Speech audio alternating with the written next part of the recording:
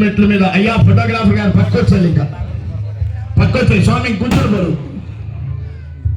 చక్కగా మనసు నిండా దేవుణ్ణి రూపాన్ని నింపుకుని భక్తి విశ్వాసం భయంతో స్వామిని మీ కోరికలు సమర్పించుకోండి. నేను ఎందుకు చెప్తున్నానమ్మా, జీవితంలో నేను ఎన్నో మహిమలు చూశాను. అయ్యప్ప స్వామి 25 సంవత్సరాలు పిల్లలు లేని వాడికి భయం చేసిన వెంటనే పిల్లవాళ్ళని ఇచ్చాడు, 2 మణికంఠులు. అంత మహిమ గల దేవుడు అయ్యప్ప స్వామి. మోసగాడు ఎవడో తెలుసా? మానవుడే మోసగాడు.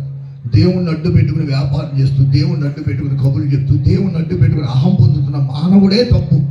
దేవుడు ఎప్పుడు కూడా తప్పు చేయడు. నేను నిజం చెప్తున్నా. ఎంతో మందికి ఎన్నో విధాల సహాయం చేసిన దేవుడు అయ్యప్ప స్వామి. కలియుగ ప్రత్యక్ష దైవం.